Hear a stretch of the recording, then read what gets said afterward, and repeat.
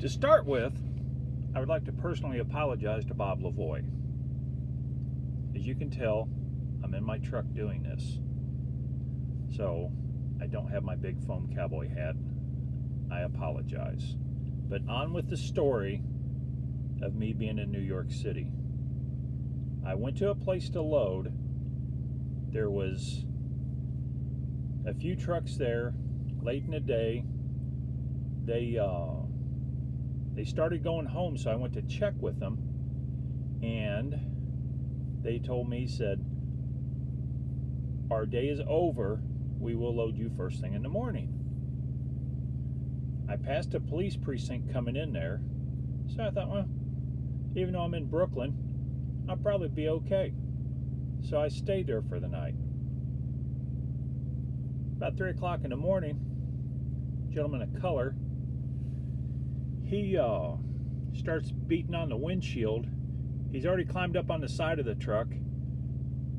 He started beating on the window, screaming, wanting his wife out of my truck.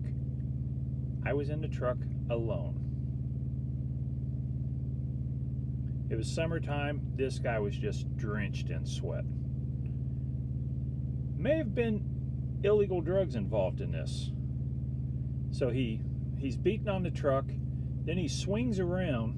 You could see the pivot point on the top of the T600 Kenworth where he put his foot and turned,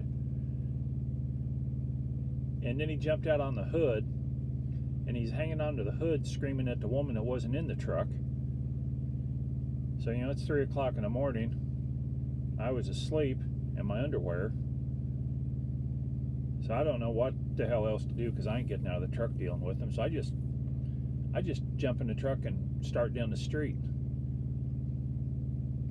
I don't go very far and he falls off. Now, I have no idea what's down the street from where I'm at, so I don't want to go very far. So I go just a little ways, and then I jump the curb, through the grass, up onto the sidewalk, and then I swing a big U-turn, and then I'm on the curb, the grass, the sidewalk on the other side of the street to make this U-turn. And then I'm going back, and I'm thinking, if that son of a bitch runs out in front of me, I'll have him plastered on the front of the truck, because I ain't stopping. But I never saw him again. But I did, in New York City, 3 o'clock in the morning, have a black man on the hood of my truck demanding his wife that wasn't in the truck get out of the truck. So then it's 3 o'clock in the morning, and they're going to load me at 7. So what do you do for the next 3 hours after this has happened?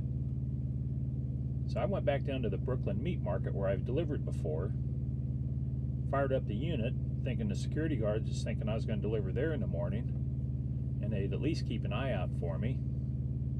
Of course, after the 3 a.m. activity, I couldn't really go back to sleep. So I kind of sat up all night long, peeking in my mirrors, figuring they was coming to get me. But I lived through it to tell the story many years later.